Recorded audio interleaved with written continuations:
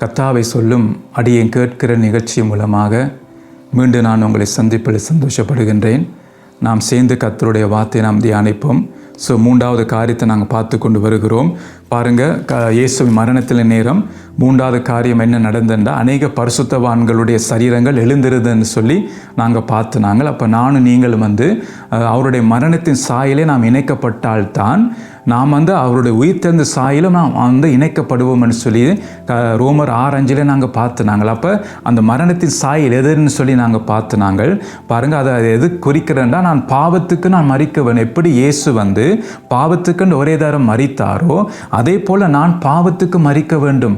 பாவத்துக்கு நான் மரித்தால்தான் பாருங்கள் என்ன நடக்குமெண்டா, நான் தேவனுக்கென்று நான் பிழைத்திருக்க முடியும். அப்போ நான் மரிக்காமல் நான் பிழைக்க முடியாது, அதான் நான் எழுந்திருக்க முடியாது உயிரோடு. அப்போ அதுதான் நாங்கள் கர்த்தருடைய வார்த்தை சொல்லுகிறது. அப்போ இன்னொரு காரியம் பார்த்தீங்கன்னா சொல்ல விரும்புகிறேன் என்னென்றால், மத்தேயு 27:52 சொல்லுகிறது. பாருங்கள், கல்லறைகளும் திறந்தது, நித்திரை அடைந்திருந்த அநேக பரிசுத்தவான்களுடைய சரீரங்களும் எழுந்திருந்தன்னு சொல்லி நாங்கள் கடந்த முறை நாங்கள் பார்த்து நாங்கள்.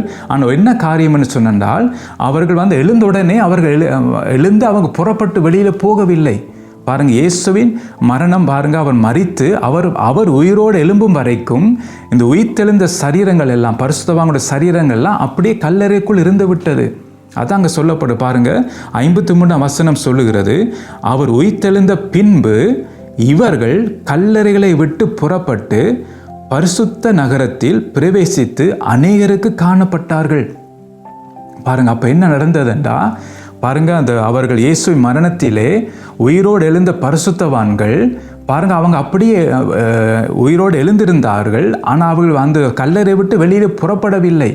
ஆனால் எப்போ இயேசு மரித்து 3ஆம் நாள் அவர் உயிரோடு எழுந்திருந்தாரோ அதுக்கு பிறகு தான் பார்த்தீங்கன்னா சொல்லப்பட்டிருக்கு, அவர் உயிர்த்தெழுந்த பின்பு இவர்கள் யாருக்கு, இந்த பரிசுத்தவான்கள் கல்லறையை விட்டு புறப்பட்டு போனார்களாம்.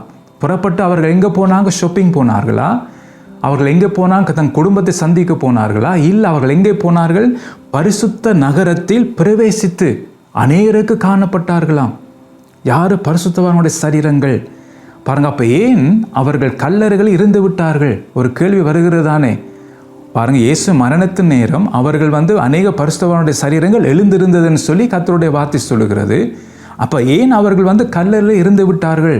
பாருங்க, ஒரு வசனத்தை நான் உங்களுக்கு வாசிக்க விரும்புகிறேன். 1 கொரிந்தியர் 15:20 நான் வாசிக்கிறேன். கிறிஸ்துவோ மரித்தோலிருந்து எழுந்து நித்திரை அடைந்தவர்களில் முதல் பலனானவர் சொல்லி கர்த்தருடைய வார்த்தை சொல்லுகிறது. அப்போ என்னன்னு சொன்னால், கர்த்தருடைய வார்த்தை சொல்லுகிறது, கிறிஸ்து தான் மரித்தோலிருந்து எழுந்து நித்திரை அடைந்தவர்களில் முதல் பலனானவர்கள். பரிசுத்தவான்கள் பார்த்தீங்கன்னா இயேசு மரணத்தினாலே அவர் பார்த்தீங்கன்னா அவர்கள் நித்திரையிருந்து எழுந்தார்கள். அவர் அதான் மரித்து அவர்கள் உயிரோடு எழுந்தார்கள். ஆனால் அவர்கள் பார்த்தீங்கன்னா புறப்படவில்லை. ஆனால் இயேசு முதல் பார்த்துக்க அவர் மரித்தொழுந்து அவர் முதல் எழுந்திருக்கவன், அவர் முதல் தரமாக எழுந்திருக்கவன் சொல்லப்பட்டிருக்கு. முதல் பலனானவர் அவர் முதல் எழுந்திருக்க வேண்டும். அவர் எழுந்த பிறகு தான் பார்த்தீங்கன்னா இந்த இயேசு எழுந்த பிறகு இனி அவர்கள் புறப்படலாம். அதான் நாங்கள் வார்த்தை சொல்ல, அவர் உயிர்த்தெழுந்த பின்பு என்று அவர் தான் மரித்தோலிருந்து எழுந்து நித்திரை அடைந்தவர்களில் முதல் பலனானவர். அப்போ அதுக்கு பிறகு பார்த்தீங்கன்னா அவர் உயிர்த்தெழுந்த பின்பு இவர்கள் கல்லறைகளை விட்டு புறப்பட்டு போனார்கள். இன்னொரு வசனத்தை நான் வாசிக்க விரும்புகிறேன். எபேசியர் 2:5-7 நான் வாசிக்கிறேன். அக்கிரமங்களில் மரித்தவர்களாய் இருந்த நம்மை கிறிஸ்துவோடு கூட உயிர்ப்பித்தார்.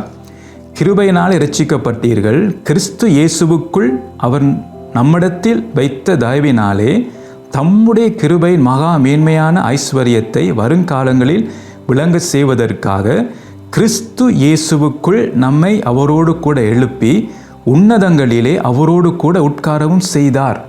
பாருங்க, அப்போ கர்த்தருடைய வார்த்தை என்ன செய்து, அக்கிரமங்களில் மரித்தவர்களாக இருந்த நம்மை கிறிஸ்துவோடு கூட உயிர்ப்பித்தார். அப்போ முதல் கிறிஸ்து உயிரோடு எழும்ப வேண்டும். அதான் அவர்கள் வெயிட் பண்ணார்கள். என்ற கிறிஸ்துவோடு கூட தான் நாம் எழுந்திருக்க முடியும். கிறிஸ்துவை விட்டு நாம் எழுந்திருக்க முடியாது. அப்போ கிறிஸ்துவோடு நாம் எழுந்திருக்க வேண்டும். அதனால தான் பாருங்கள், அந்த உயிரோடு எழுந்த அந்த பரிசுத்தவான்களுடைய சரீரங்கள் எழுந்திருந்தது. ஆனால் கிறிஸ்துவோடு எழுந்திருக்கவில்லை.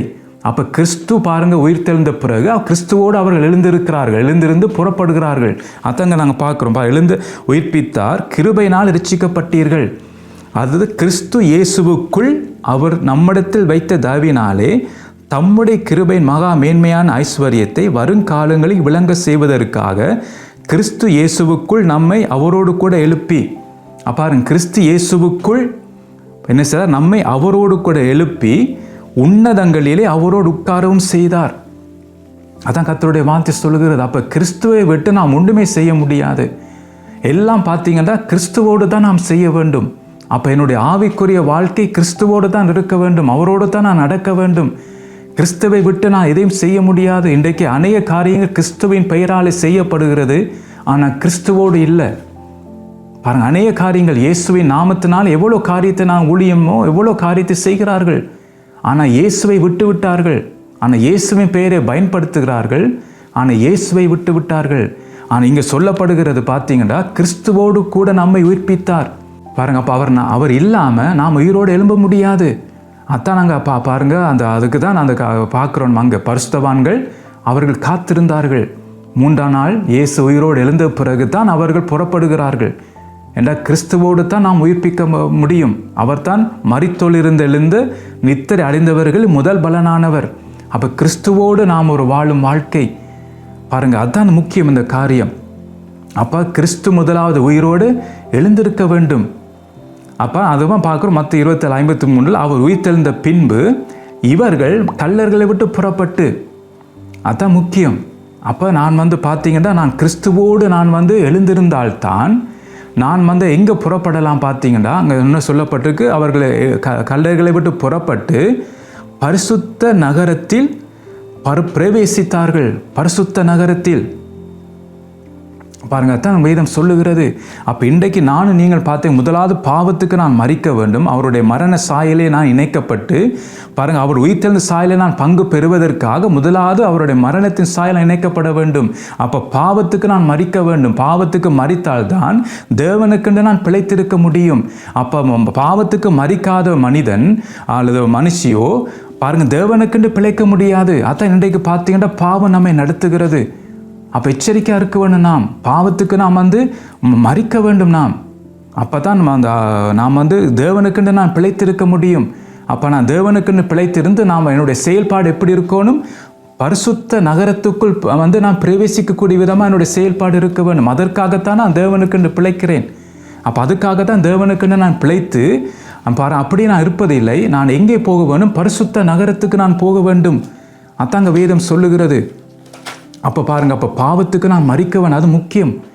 அப்போ எனக்குள் இன்னும் பாவம் இருக்குமா இருந்தால் நான் அறிக்கை பண்ணவனும் ஆண்டவருடைய சமூகத்திலே. ஆண்டவரே, எனக்குள் இன்னும் சில பாவங்கள் காணப்படுகிறது. ஆண்டவரே, என்னால் இந்த சில பாவங்களை விட முடியாமல் நான் தடுமாறி கொண்டிருக்கிறேன்.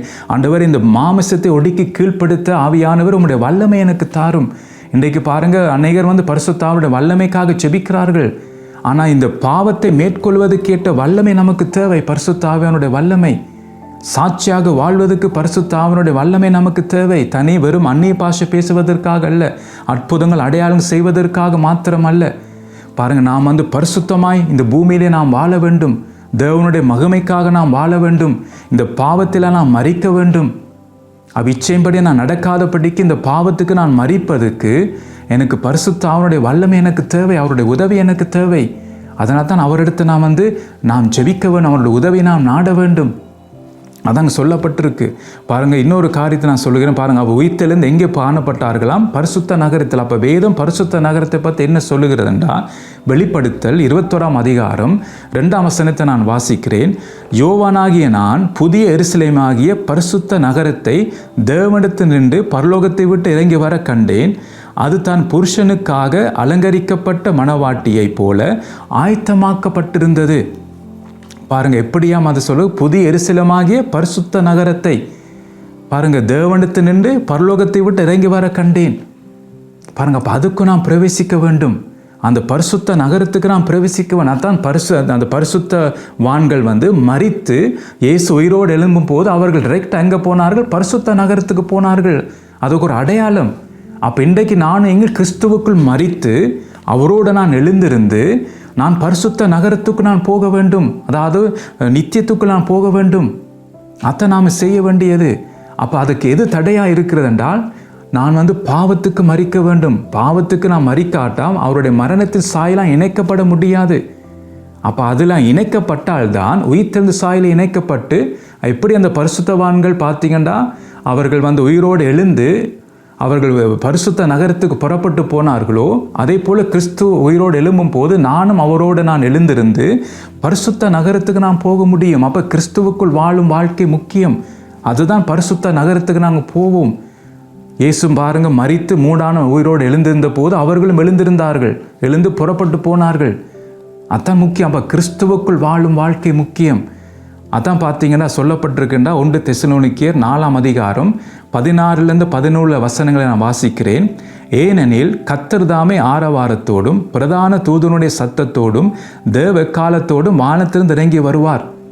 அப்பொழுது கிறிஸ்துவுக்குள் மரித்தவர்கள் முதலாவது எழுந்திருப்பார்கள். பின்பு உயிரோடு இருக்கும் நாமும் கர்த்தருக்கு எதிர்கொண்டு போக மேகங்கள் மேல் அவளுடனே கூட ஆகாயத்தை எடுத்துக்கொள்ளப்பட்டு இவ்விதமாக எப்பொழுதும் கர்த்தருடனே கூட இருப்போம். பாருங்க, கர்த்தருடைய வார்த்தை சொல்லுகிறது. அப்போ இதற்காகத்தான் நாம் என்ன செய்யணும் என்றால், பாவத்துக்கு நான் மரிக்க வேண்டும், அந்த மரணத்தின் சாயலில் நான் இணைக்கப்பட வேண்டும் என சொல்லப்படுகிறது. பாருங்க, என்ன சொல்லப்பட்டிருக்கின்றால், கிறிஸ்துவுக்குள் மரித்தவர்கள் முதலாவது எழுந்திருப்பார்கள். பாருங்க, முதலாவது யார் எழுந்திருப்பார்கள்? கிறிஸ்துவுக்குள் மரித்தவர்கள். அப்போ அது முக்கியம். அப்போ யார் கிறிஸ்துவுக்குள் மரிக்கிறவர்கள் என்று சொன்னால், முதலாவது அவருடைய ராஜ்யத்தையும் அவருடைய நீதியும் தேடுகிறவர்கள். அதான் அங்கே வேதம் முதலாவது சொல்லப்படுகிறது. அப்போ யார் முதலாவது அவருடைய ராஜ்யத்தை அவருடைய நீதியும் இந்த உலகத்திலே தேடுகிறார்களோ செய்கிறார்களோ அவர்கள் தான் கிறிஸ்துவுக்குள் மரித்து முதலாவது அவர்கள் எழுந்திருப்பார்கள். அப்போ அங்கே பின்பு உயிரோடு இருக்கும் நாமும், அப்போ நான் மரிக்காமல் இருந்தால் உயிரோடு இருக்கும்போது பார்த்தீங்கன்னா கர்த்தருக்கு எதிர்கொண்டு போக என்ன நடக்கும்? மேகமேல் அவர்கள் கூட ஆக எடுத்துக்கொள்ளப்பட்டு இவ்விதமாக எப்பொழுதும் கர்த்தரோடு கூட நாம் இருப்போம். அப்போ இதுக்கு தான் நாம் பியாசப்பட வேண்டும். கிறிஸ்துவுக்குள் நாம் மரிக்கிறேன்டா, கிறிஸ்துவுக்குள் மரிக்க வேண்டும். உயிரோடு இருக்கும்போது நாம் மறுரூபமாக வேண்டும். அவருக்கு எதிர்க்கு நோக்கி நாங்கள் போக வேண்டும். இதுதான் நம்முடைய வாஞ்சியாக இருக்க வேண்டும். பாருங்க, அப்போ கிறிஸ்துவுக்குள் நான் மரித்தால்தான் நான் எழுந்திருக்க முடியும் முதலாவது. அப்போ இந்த காரியத்தை தான் நாங்கள் பார்க்கோம். அப்போ ஆண்டவருடைய மரணம் பார்த்தீங்க என்ன செய்கிறது பாருங்க. முதலாவது திரைச்சீலை மேலிருந்து கீழ் வரைக்கும் கிழிக்கப்படுகிறது. அதாவது நாம் எப்போதும் தேவனுடைய சமூகத்தை நாம் போகலாம், நித்தமும் நாம் போகலாம். அது தேவனுடைய இயேசுவின் மரணம் நமக்கு அது ஒரு வழி ஏற்படுத்தி இருக்கிறது. ரெண்டாவது பார்த்தீங்கன்னா, நாம் அசைவில்லா ராஜ்யத்தை பெற வேண்டும். அதான் அந்த பூமி அதிர்ச்சி வந்தது. அந்த பூமியில் இருக்கிறது எல்லாம் பார்த்தீங்கன்னா நிரந்தரமல் எல்லாம் பாருங்க அசைக்கப்படும். நமக்கு இருக்கிற வீடு, நமக்கு இருக்கிற வசதி, நமக்கு இருக்கிற சொத்து, பணம், படிப்பு அதெல்லாம் அசைக்கப்படும். அதெல்லாம் நம்ம பார்த்தீங்கன்னா நிலைத்திருக்காது. அதான் பூமி அதிர்ச்சி வந்தது. ஆனால் தேவனுடைய ராஜ்யம் அசைவில்லாத ராஜ்யத்துக்கு நாம் போக வேண்டும். அதுதான் அசைக்கப்படாத ராஜ்யம். அதற்காகத்தான் நாம் பிரயாசப்பட வேண்டும். மூன்றாவது நாங்கள் பார்த்தோம் பாருங்க, மரித்த பரிசுத்தவான்களுடைய சரீரங்கள் எழுந்திருந்தது. அப்போ அது என்னென்ன பார்த்தீங்கன்னா, கிறிஸ்துவுக்குள் மரித்தவர் முதலாவது எழுந்திருப்பார். அதான் சொல்லப்படுகிறது. அப்போ நானும் நீங்களும் கிறிஸ்துவுக்குள் நான் வாழ வேண்டும். அதான் முதலாவதோட ராஜ்யத்தையும் அவர் நீதியும் தேடுகிறவர்கள் தான் கிறிஸ்துவுக்குள் மரிப்பார்கள். கிறிஸ்தவனாக மரிக்கிறவன் பார்த்தீங்கன்னா முதலாவது எழுந்திருக்க மாட்டான். நான் வேதம் சொல்லுகிறத நான் சொல்லவில்லை. பாரு, கிறிஸ்துவுக்குள் மரித்தவர்கள் தான். இந்த கிறிஸ்தவனாக நாங்கள் மரிக்கிறோமா அல்லது கிறிஸ்துவுக்குள் நாம் மரிக்கிறோமா? அதுதான் நம்ம வித்தியாசம் இருக்குது. நாம் கிறிஸ்தவர்கள் அல்ல, நாம் கிறிஸ்துவுக்குள் வாழும் வாழ்க்கை வாழ வேண்டும். அதுதான் முக்கியம். கிறிஸ்துவுக்குள் வாழும் வாழ்க்கை. அவர் தான் என்னோட எஜமானாக இருந்து அவர் என்னை நடத்த வேண்டும். ஸோ அதற்காகத்தான் நாம் பிரயாசப்பட வேண்டும். ஸோ மிச்ச காரியத்தை நாளைக்கு நாங்கள் பார்ப்போம். நாளைக்கு உங்களை மீண்டும் நான் சந்திக்கிறேன்.